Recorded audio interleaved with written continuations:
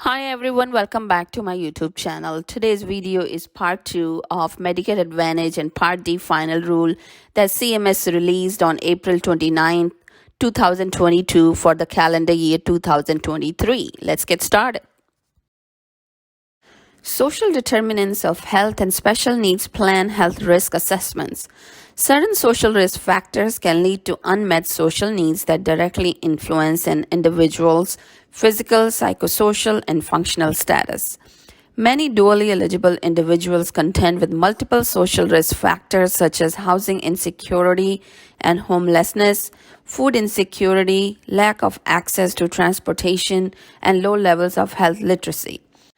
All special needs plans must complete enrollee health risk assessments or HRAs at enrollment and annually. CMS proposed to require that all special needs plans health risk assessments include specific standardized questions on housing stability, food security, and access to transportation, all of which we know to be important contributors to overall health. Based on the comments CMS received, CMS is finalizing a requirement that all special needs plans health risk assessments include at least one question from a list of screening instruments specified by CMS on each of these three domains, but CMS is not requiring that all special needs plans use the same specific standardized questions. The final rule will help better identify the risk factors that may inhibit enrollees from accessing care and achieving optimal health outcomes and independence, and enable Medicare Advantage special needs plans to take these risk factors into account in enrollee care plans. Simplified appeals and grievance processes. The Bipartisan Budget Act of 2018, Public Law 115 to 123, charged the Secretary of the Department of Health and Human Services with establishing unified appeals and grievance procedures across Medicare and Medicaid to the maximum extent possible. New requirements took effect in 2021 for certain dual eligible special needs plans that enroll the same beneficiaries who receive their Medicaid coverage through an affiliated Medicaid Managed Care Organization or MCO. Beneficiaries in these plans go through one Medicare-Medicaid appeals process at the plan level rather than filing separate, potentially duplicative appeals with both the dual eligible special needs plan and the Medicaid Managed Care Organization. CMS is expanding the universe of dual eligible special needs plans for which the unified appeals and grievance processes apply. This final rule simplifies the appeals and grievance processes and extends the protection of continuation of benefits pending appeal to additional dually eligible beneficiaries. New pathways to have star ratings specific to the performance of the local dual eligible special needs plan. Medicare Advantage star ratings are a powerful motivator for plan performance and an important tool to help beneficiaries comparison shop for plans. Star ratings are calculated at the contract level for Medicare Advantage and Part D plans. In many cases, contracts contain dual eligible special needs plans and other non-special needs plan Medicare Advantage plans, which can make it impossible to fully assess the performance of a specific dual eligible special needs plan within a specific state.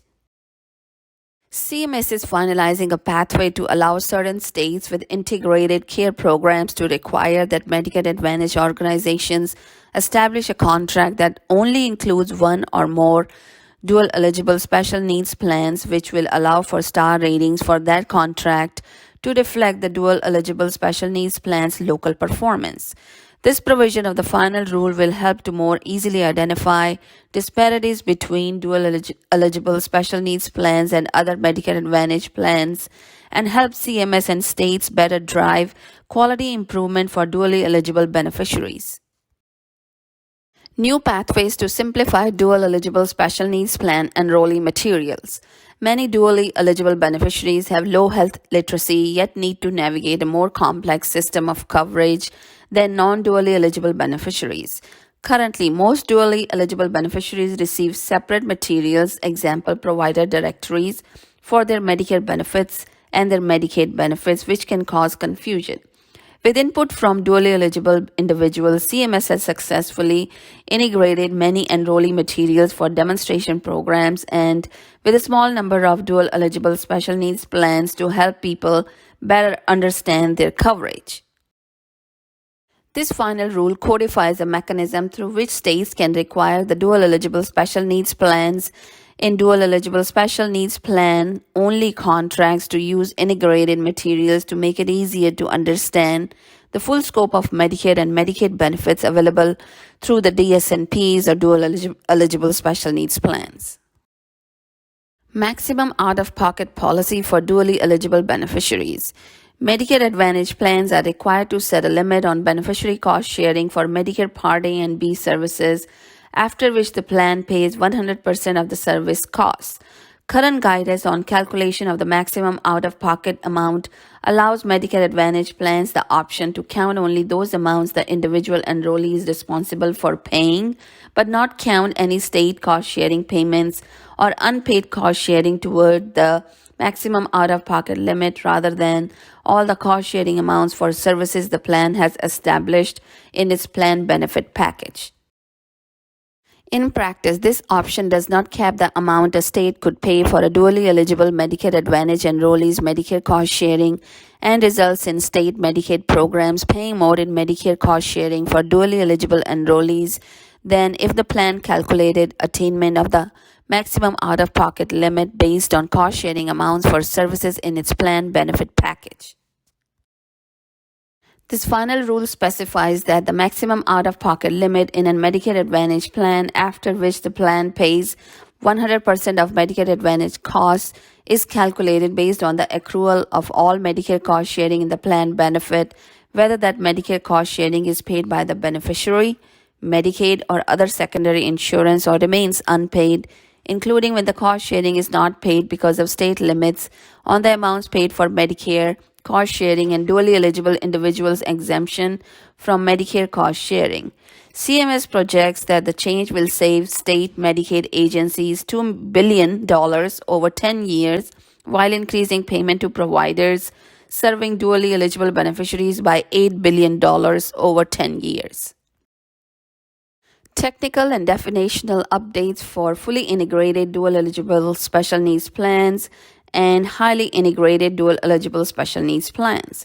Dually eligible individuals have an array of choices for how to receive their Medicare coverage, including fully integrated dual eligible special needs plans or FIDE SNPs and highly integrated dual eligible special needs plans or HIDE SNPs.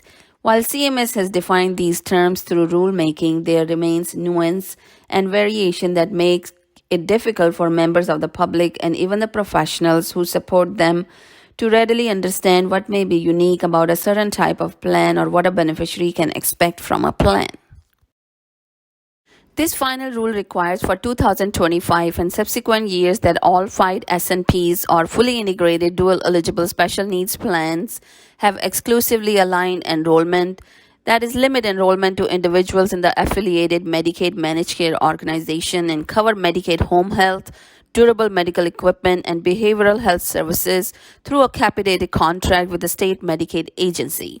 It also requires that each HIDE SNPs or highly integrated dual eligible special needs plans capitated contract with the state apply to the entire service area for the dual eligible special needs plan for plan year 2025 and subsequent years. It also codifies specific limited benefit carve-outs consistent with existing policy for FIDE SNPs and HIDE SNPs.